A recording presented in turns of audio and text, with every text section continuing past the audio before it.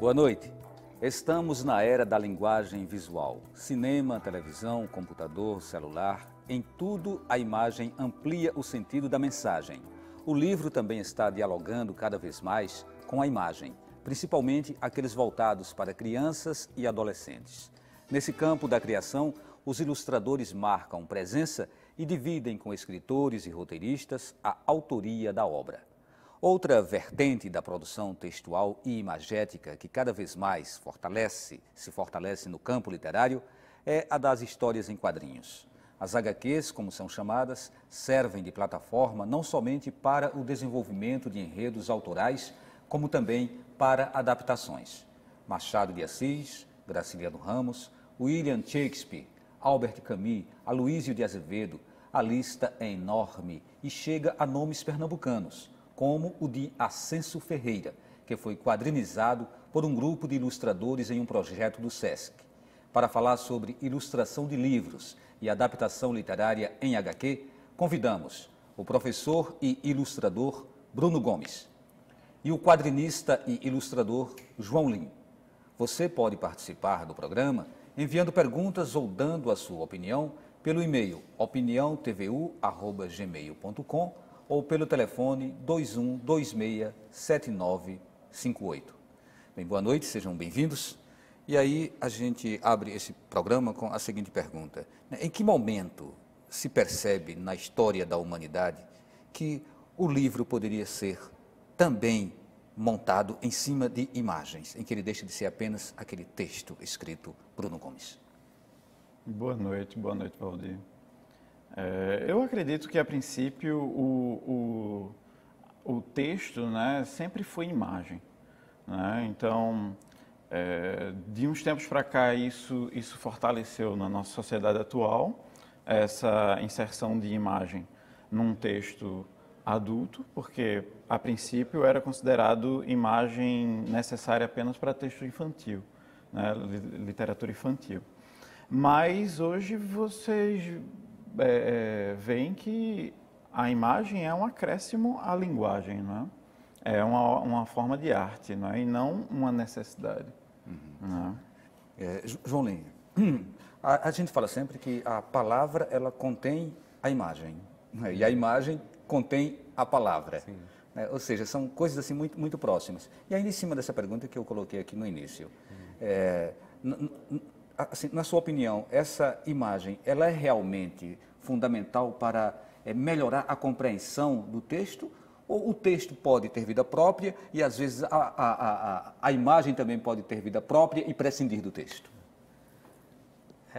Tem uma coisa assim, fazendo aí o diálogo de texto e imagem, né? Pensando no que é que eles provocam, né? Ou como eles tocam nas pessoas, né? Como sendo linguagens diferentes, formas diferentes de expressão. Uma coisa assim, que eu acho interessante do que a imagem provoca e permite é que ela exige menos do ponto de vista de uma preparação de quem vai ler, né? Então, quem vai ler a imagem tem intuitivamente um repertório mais disponível para essa leitura.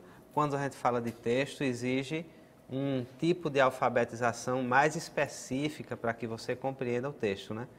Isso falando da escrita, né? Se a gente fala também do verbo, isso é uma coisa que está presente, né? Acho que nesse sentido a imagem ela permite uma abertura maior, mais possibilidades de interpretação, creio.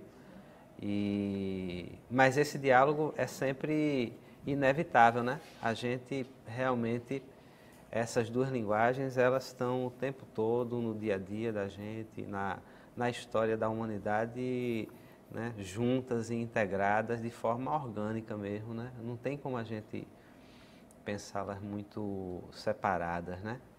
Historicamente tem as pinturas rupestres, né? Eu acho que o texto vem muito de querer registrar um acontecimento, contar uma história, né? Transmitir uma mensagem. E eu acredito que a imagem é que vem primeiro, né? Até para registrar isso. E aí você vê também nas culturas antigas como os egípcios, né, a própria o percussor do que seria o quadrinho hoje, né, que você vê no Livro dos Mortos, né? Ô Bruno, qual o risco de a ilustração de uma obra, seja para criança ou ser adulto, ela parecer mais uma redundância em relação ao texto? Existe sempre esse risco e o que é necessário se fazer para que a obra não fique pobre no momento em que ela passe a trazer a imagem? Esse é um grande problema. Eu acredito assim que um ilustrador profissional mesmo, ele não pode nunca reproduzir a imagem fiel ao que está descrito no texto, certo? Primeiro, ter o cuidado de não criar isso que você falou da redundância. Né? Você tem que entender o leitor como um ser inteligente. Ele cria a imagem na mente dele antes de ler a sua imagem ou depois de ler a sua imagem. Você não pode entrar em choque com a imagem que ele cria na mente. Você tem que acrescentar. Eu acho que é muito importante para o ilustrador colocar elementos da sua própria vivência. Não é? Se está ali ilustrando um livro infantil, ele relembra dele na infância ou das crianças que ele convive para adicionar elementos que o autor nunca imaginou que poderia acrescentar ali. Então, eu acho que deixa mais rico o processo e essa é a verdadeira ilustração. Nesse sentido, poderíamos dizer que o trabalho de autor e de ilustrador seria um trabalho de coautoria? Sim, eu acho que sem dúvida. E acho, assim, com relação a essa participação, né, autoral do ilustrador na obra, né, que ele ilustra, tem uma coisa que eu acho importante também, que aí falando como ilustrador, entendendo como artista também, o que ilustra, obviamente, que é o discurso que você faz, né? Por exemplo, o ilustrador, a gente sabe que essa ideia de isenção, né, de imparcialidade, ela é uma ilusão, né? Isso não existe em campo nenhum, seja no campo da arte, seja no campo do jornalismo, por exemplo, não existe a isenção. Existe, você se posiciona sempre que você se expressa, você se posiciona. Então, acho que o ilustrador, acho importante ele ter essa consciência de que ele inevitavelmente ele vai se posicionar. E sabendo disso, é importante você saber o que é que você quer dizer, qual o discurso que você quer fazer através e junto, né, daquele texto que você está ilustrando. Porque você faz o seu discurso ali, inevitavelmente. O meu jeito de desenhar, o fato, por exemplo, de um determinado ilustrador desenhar de forma sintética, né, isso tem a ver com um discurso que ele talvez não tenha consciência dele, mas se ele tiver, isso vai ser muito bom para ele como ilustrador, porque ele vai tirar proveito disso. Então, por exemplo, meu trabalho tem essa característica da síntese, e isso tem um discurso e um posicionamento, inclusive político, estético, que me leva a ter esse tipo de trabalho, a desenvolver esse tipo de ilustração, que é uma discussão mesmo sobre o virtuosismo, né? Sobre os valores e a hierarquização que a gente faz de determinadas habilidades ou de determinado modo de ver a arte, né? Que eu acho que essa é uma coisa que é importante na hora que você vai... Certo, a gente vai retomar ainda essa questão, né? Até porque eu gostaria de saber mais na frente se aquele que entra numa parceria contigo, se ele vai ter que acatar o teu estilo, né? Acatar aquilo que é o teu princípio, o teu padrão estético e o teu padrão conceitual, né? Se ele vai ter que fazer essa concessão, se por acaso ele quiser trabalhar contigo. E até que ponto um ou outro vai ter que ceder para chegarem a um consenso. Mas não chega a ser não é essa a ideia. A ideia é de diálogo, né? Então, na verdade, o processo de criação, por exemplo, que se dá entre autor do texto e autor da imagem, ele deve ser dialógico, né? Então, não vai ser determinado por um ou por outro. O importante é que haja abertura de ambas as partes para dialogar, né, e trazer os elementos do texto, de fato, para dialogar com a imagem. Agora, o que eu acho que é importante que se entenda, e aí tem uma questão de um histórico de preconceito com relação à ilustração, é preciso a gente lembrar que isso existe, né? É que não existe a hierarquização nesse caso, entende? As duas linguagens, né? Os dois recursos, eles são, na verdade, duas linguagens que estão no mesmo nível, né? É uma relação horizontal, né? Então... Ótimo. Por exemplo, Bruno Gomes, quando você ilustrou as Yamouricomãs e o Jacuí, você simplesmente trouxe o que gera o seu estilo ou você buscou um traço que se adequasse àquilo que estava, de certa forma, na cabeça do autor? Como se deu essa relação? Como foi o processo de construção dessa obra, né? A gente tem, inclusive, algumas imagens aí para mostrar. Eu me considero muito sortudo de ter sido convidado para ilustrar essa obra, porque eu sempre gostei de cultura indígena, né? As Yamouricomãs e o Jacuí é um primeiro livro de uma série de 3 da editora Nova América. A autora é Nancy Caruso Ventura, onde justamente esse diálogo que o João comentou foi muito prazeroso, positivo com a editora, porque como eu já tinha uma bagagem de cultura indígena, de gostar de pesquisar, de gostar até de tocar flautas indígenas, eu me diverti muito fazendo. Mas, assim, foi um processo de pesquisa muito grande também para poder entrar de acordo com o que o texto pedia, não é? Então, a princípio é muito de sentir o que é que o projeto pede, qual o estilo, o melhor estilo que ele seria representado em imagem, não é? Aí você... Eu tento adequar, às vezes, um pouco, mas sem sair da minha essência, não é? Eu procuro sempre colocar algum tipo de grafismo, né? Essas linhas, essas espirais, porque já faz parte do estilo, é uma tentativa de mostrar ali um sentimento, né? Nós temos um outro livro que você ilustra também, que é o Babilônia. A Princesa da Babilônia. Esse livro foi muito importante, também da editora Nova América, foram eles que me convidaram para fazer, A Princesa da Babilônia de Voltaire. É uma releitura, certo, da princesa, onde eu considero nessa etapa uma evolução muito grande minha como ilustrador, porque antes eu nunca pensei em ser ilustrador, né? Eu fui convidado pelos desenhos que eu já fazia, pelos meus próprios projetos pessoais. Mas com a Princesa da Babilônia, que veio uma bagagem mais clássica, por se tratar de um local histórico e por passar por várias situações na história, indo desde o tempo antigo a Roma antiga, Inglaterra. Então isso me exigiu muito de pesquisa. Aí me levou para um novo patamar, eu acho, que foi já incluir no meu estilo a arte clássica. Esse processo é realmente muito interessante.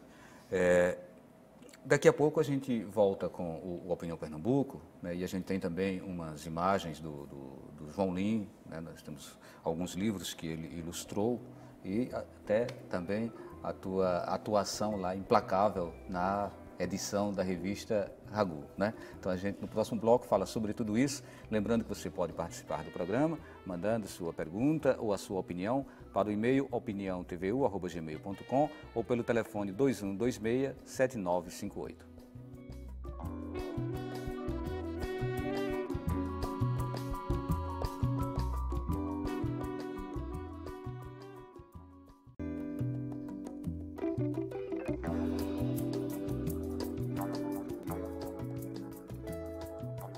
Estamos de volta com a Opinião Pernambuco, hoje com o tema Ilustração de livros e adaptação literária em HQ. Participam do programa o professor e ilustrador Bruno Gomes e também o quadrinista e ilustrador João Lins. João Lim, você tem aí várias obras, como a gente pôde falar no último bloco, uma delas é Vale do Jucá. Eu gostaria que você falasse um pouco sobre esse seu trabalho. Então, dentro desse universo de adaptações, é um tipo de adaptação que, bom, já se faz, né, mas que acho que é interessante por se tratar de uma música, né? Vale do Jucá é uma música de Ciba, né, e eu peguei essa música como um recurso de texto para fazer a quadrinização para uma edição que se chamou Ragu Cordel, que é uma edição de várias pequenas histórias no formato cordel de vários artistas pernambucanos da poesia popular nordestina, desde a literatura de cordel até a música, como é o caso da música Vale do Jucá. E eu acho que tem um desafio, né, grande, porque a adaptação da poesia, apesar dela te permitir mais liberdade, né, mas ela também te exige mais, né? Pelo menos eu sinto muito isso. Você tem um campo mais aberto de criação. Isso eu gosto muito. Vamos mostrar aí umas imagens do Vale do Jucá, né? A ilustração de João Lim.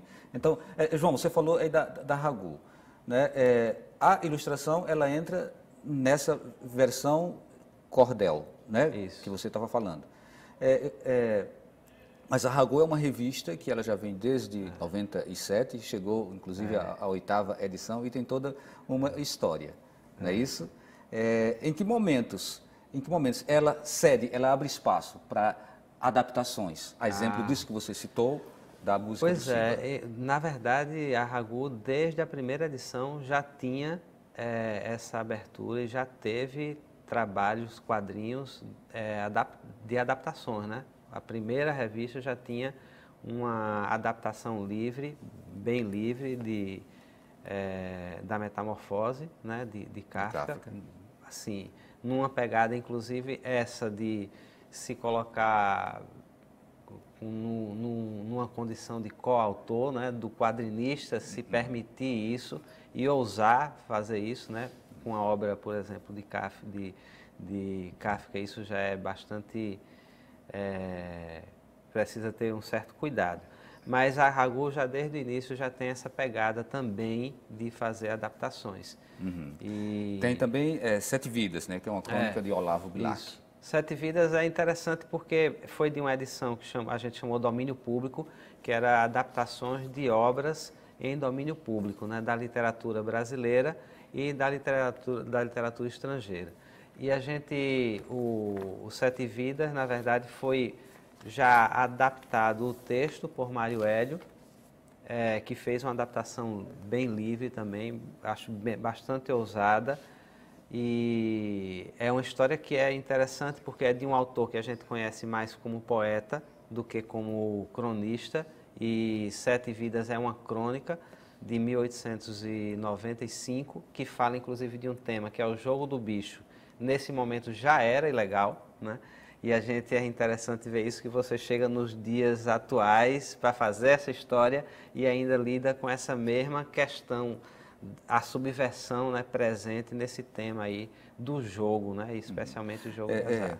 João Lim, a gente, antes de começar o programa, estava discutindo sobre o termo transcriação. Né? E eu até lembrava que você gosta muito, você usa muito, né, no seu discurso esse termo transcriação, quando se fala de um processo de adaptação, ou seja, não é apenas pegar uma obra e você reproduzir em todo a sua essência o que está contido naquela obra, mas é você criar novamente.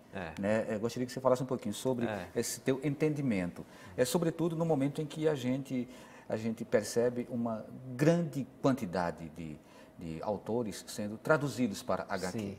Né? A gente citou aqui na abertura, né, vários autores, e isso parece continuar um crescente. Ou seja, o mercado parece-me que está se abrindo muito para esse tipo de proposta. Isso é bem positivo, né? E é bem real. A gente teve um boom das adaptações das histórias, das adaptações de literatura para os quadrinhos. Esse boom tem vários motivos, mas tem um motivo que eu acho que é bem importante, que foi quando o PNBE, que é o Plano Nacional de Bibliotecas Escolares, colocou numa das suas linhas do edital a linha dos quadrinhos, né, que não existia antes. Não foi? Acho que foi 2006.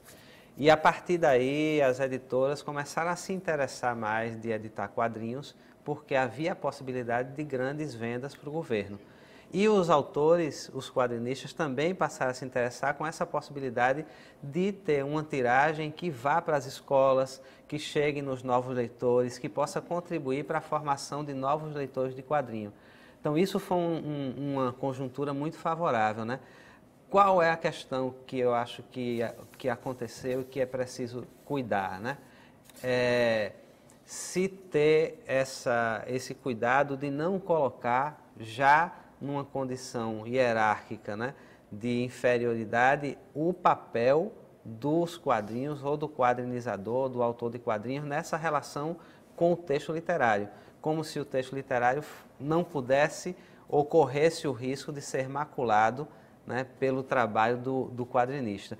No início, quando no próprio PNBE, algumas HQs que foram aprovadas no edital tinham muito essa característica de ser muito literal e, na minha opinião, inclusive redundar mesmo e não colaborar, de fato, com o enriquecimento das duas linguagens, nem de uma nem da outra. Só que isso foi mudando com o tempo. Hoje a gente percebe que realmente existe uma produção de quadrinhos, de adaptações dos quadrinhos, que já tem outra pegada, que é uma pegada mesmo onde o quadrinista se coloca como coautor, né? Dialogando com o autor, não é tomando o lugar do escritor, mas é dialogando com as ideias daquele escritor, dialogando com o estilo daquele escritor, como você falou, né, Bruno? Você tem que dialogar com isso, você não pode fazer disso, do seu trabalho, ele se isolar e... E eu tenho uma pergunta polêmica, mas antes eu queria citar aqui, inclusive, uma citação do Manuel da Costa Pinto, né, que é jornalista da Folha de São Paulo. Ele disse: não dá para achar que você conheceu Macbeth porque leu Shakespeare em quadrinhos. Ele vai mais além. Ele diz: ler uma adaptação de um clássico da literatura em HQ causa uma sensação semelhante à de ver uma versão cinematográfica. A função é a mesma. Se alguém usa isso como uma espécie de resumo ou até para o vestibular, está fazendo bobagem, perdendo tempo. Talvez as editoras oportunisticamente visem a essa necessidade, a esse desejo, mas isso não faz o menor sentido. Ou seja, é uma visão bastante crítica, bastante dura em relação à adaptação. E aí eu pergunto, esse livro adaptado, né, para HQ, ele substitui o livro original? Vamos ouvir a opinião do Bruno, depois a gente vai para você, João. Para quem já é acostumado com o tradicional, não é, a obra, realmente é de se estranhar, não é, essa vertente que está crescendo agora. Mas eu acredito que isso gera uma aproximação de novos leitores para a obra original, inclusive. Você tendo a obra em quadrinhos, gera um interesse por conhecer mais a fundo o original daquilo, o texto original. Eu acredito que é válido o entretenimento, não é? Você criar ali versões baseadas na autoria de quem faz o traço mesmo, para poder até vender mesmo isso, sabe? As pessoas vão atrás dos artistas, né? É claro que tem que ter essa questão de não macular a obra, que é muito uma preocupação de quem faz a adaptação, né? E substitui? Não, eu acho assim, porque o quadrinho, se acontecer de você ler um quadrinho e se interessar pelo livro, né, por aquela obra literária lá, né, que inspirou e que foi transcriada, né, naquela linguagem dos quadrinhos, eu acho massa isso. Massa. Agora, os quadrinhos não têm obrigação de fazer isso, não tem o papel de fazer isso, né? O quadrinho é uma linguagem como outra qualquer, como é o cinema, como é o teatro, não precisa, né, não ter essa função de levar o leitor para outra linguagem, é levar seja, o leitor para o próprio quadrinho. Ou seja, pelo que você coloca, João, as escolas, por exemplo, não devem orientar os estudantes, os alunos, a lerem quadrinhos de Vidas Secas e não lerem Vidas Secas original de Graciliano. Precisa ler Vidas Secas original e precisa ler também quadrinhos. Não, se ele quiser só ler o quadrinho, ele lê só o quadrinho. Acho que ele não tem obrigação e acho que realmente não é essa a função dos quadrinhos e, na minha opinião, isso empobrece, na verdade, o trabalho de criação, né? E aí entra a coisa da transcriação, né? Isso tem a ver, acho que exatamente com uma visão hierarquizada, né, e preconceituosa com relação a essa arte que são os quadrinhos. Então, nesse sentido, substitui. Então, por essa sua colocação, uma obra pode substituir a outra. Não, nesse caso, eu não tinha entendido exatamente o que você queria dizer com substituir. Não, eu acho que são duas obras independentes, você pode ler uma, nesse sentido, sim, ela pode substituir. Mas, na verdade, ela não está tomando o lugar, né, da outra, por isso talvez não seja uma substituição exatamente. Ela, na verdade, te coloca dentro daquele universo que foi criado por outro autor, só que te coloca através de outro olhar, de outra abordagem, de outros recursos, né, de linguagem mesmo. Tem outra sintaxe, tem outra estrutura, né, de narrativa quando Às você vezes, fala dos quadrinhos. Pois é, a gente vai precisar dar continuidade a esse papo, até porque, em algumas situações, pode até se prescindir da palavra. Exatamente. Né? Você pode criar uma outra narrativa só em cima da imagem. Então, vira realmente uma outra linguagem. Nós temos na Ragu alguns exemplos desse, de histórias em quadrinhos que foram adaptações de literatura, né? Por exemplo, O Homem que Falava Javanês, né, de Lima Barreto, foi uma adaptação que não usou o texto dele. Com essa eu não contava, mas eu estou falando agora do livro aí que o Bruno ilustrou. Então, Bruno, que livro é esse? Né? Fala um pouquinho sobre o teu trabalho em Com Essa Eu Não Contava, que é do Gadelha, não é isso? É do Raimundo Gadelha. Foi a minha participação na editora Escrituras, né? Com Essa Eu Não Contava. O Raimundo Gadelha me convidou para fazer, e o texto é muito em cima de uma vida da infância dele, né, no interior, na cidadezinha do interior. E também mistura com contos de fada, com histórias em quadrinho também de terror, né? Então isso me prendeu muito porque eu nasci no interior, né?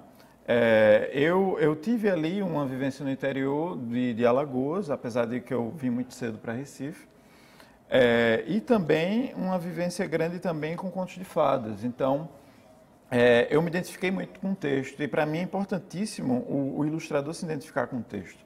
Ele se vê naquela obra, né? Porque aí acaba ilustrando a sua própria vida, enquanto o autor o autor textual está escrevendo a sua própria vida também.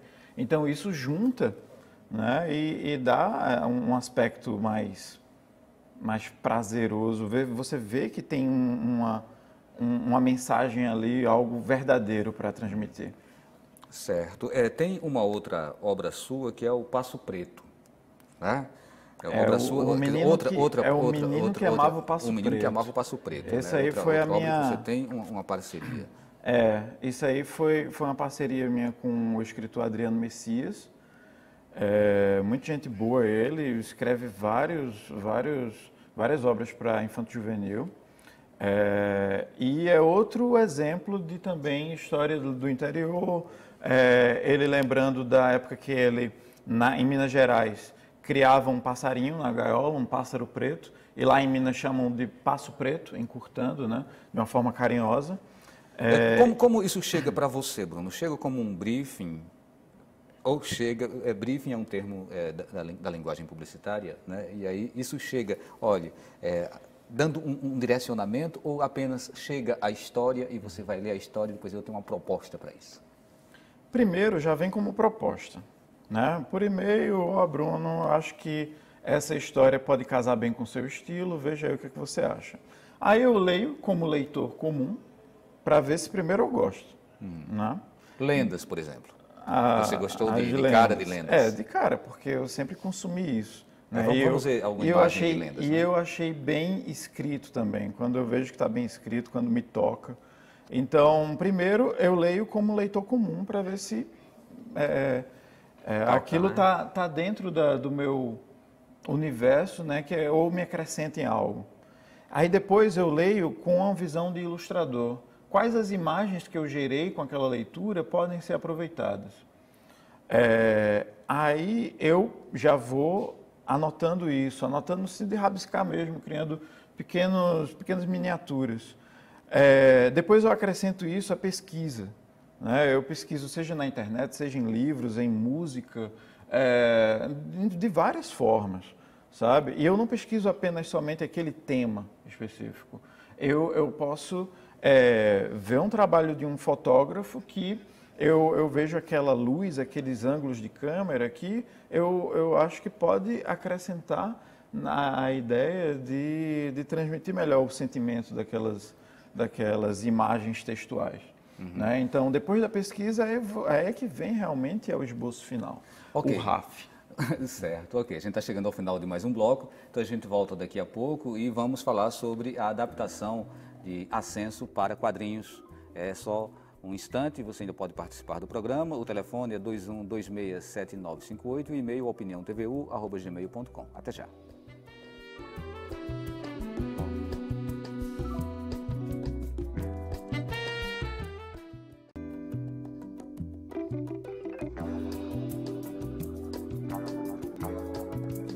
Estamos de volta com a Opinião Pernambuco, hoje com o tema Ilustração de livros e adaptação literária em HQ. Nossos convidados são o professor e ilustrador Bruno Gomes e também o quadrinista e ilustrador João Lim.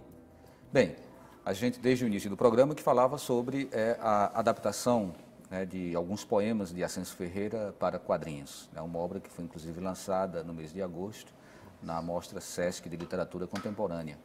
Então, o João Lim, ele é o organizador desse livro, é um dos organizadores e também um dos ilustradores.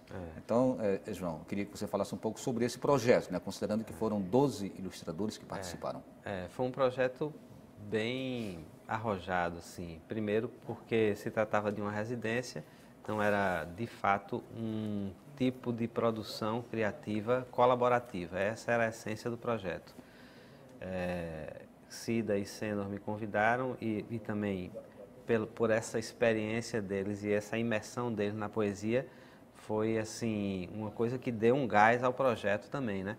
E a ideia realmente era trazer vários olhares para a poesia de Ascenso com essa perspectiva mesmo da transcriação, de que os autores, esses quadrinistas, se colocassem de fato como coautores do trabalho desse livro, né? Então, junto com a poesia de Ascenso, poder recriar esses universos, né? Recriar essas histórias, até quando elas não eram exatamente histórias, né? Tinham características diferentes, por exemplo, de uma narrativa propriamente dita.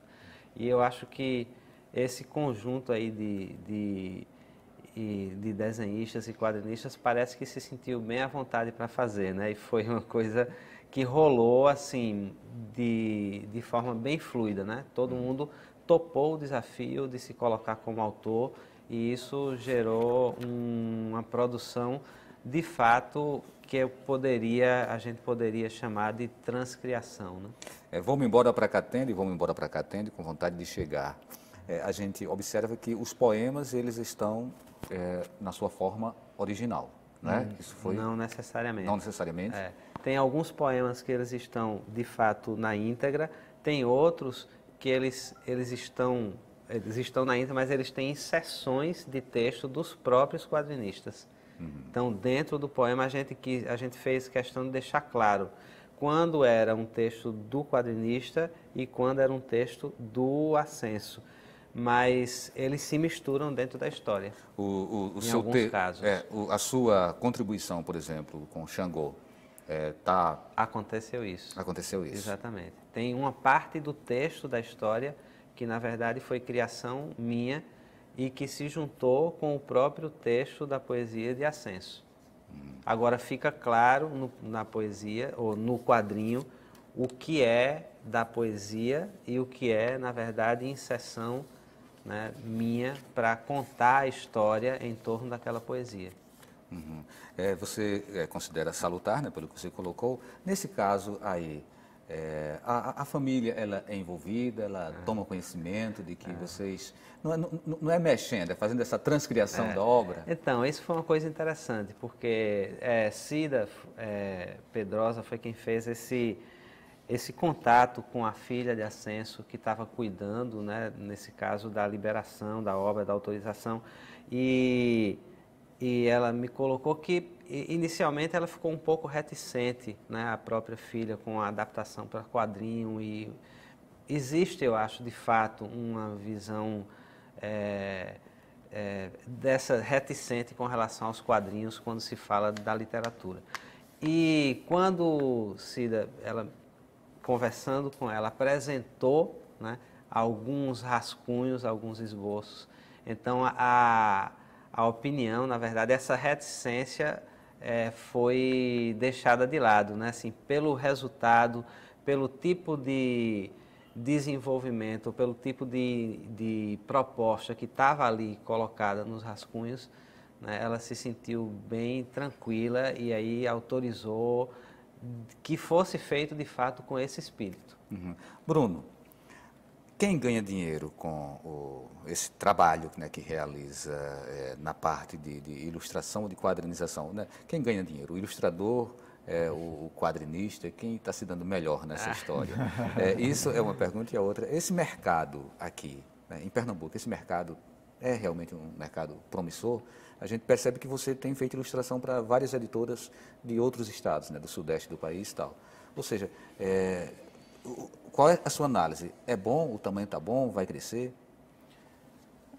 Considerando o mercado aqui em Pernambuco, eu acho pequeno ainda. Eu nunca fiz trabalho para editoras de Pernambuco, mas eu vejo crescimento porque cada vez mais eu vejo amigos meus, alunos também, entrando para esse mercado de ilustração através de estúdios locais ou editoras locais. Então isso para mim anima, mas eu sempre fiz parceria com editoras de São Paulo mesmo, certo? Na questão de dinheiro, existem duas formas, né, de se ganhar dinheiro com ilustração, que é você sendo coautor e participando das vendas, como direito autoral, ou você sendo remunerado previamente, Como prestador de serviço, cedendo os direitos de uso da imagem. Isso sempre foi uma polêmica, assim, sobre qual é a melhor opção. E, assim, por uma questão ética e de lógica mesmo, o ilustrador é considerado também coautor, certo? Ele cria junto ali a mensagem do livro. Uhum. Certo. João Lino, o tempo da gente está chegando realmente ao final, mas eu fiz essa pergunta para o Bruno e aí te passo também, né, no teu caso, né, como ilustrador e também como quadrinista. Que mercado você vê com perspectiva de maior crescimento? O mercado de ilustração é um mercado mais estável. A gente estava até conversando sobre isso antes do encontro aqui. Agora, o que acontece é que hoje a gente tem um momento muito favorável para os quadrinhos, né? Então, a gente tem, na verdade, um mercado de quadrinhos crescente, vivo, né? Assim, pulsante mesmo, com muitos quadrinistas trabalhando, com boas propostas de quadrinho, com bastante experimentação dentro desse universo. Uhum. E a literatura infantil continua estável, né, e forte também. Ok, muito obrigado, Bruno, muito obrigado, João Lino. Obrigado a vocês que nos acompanharam também. O Opinião Pernambuco fica por aqui. Até um próximo programa.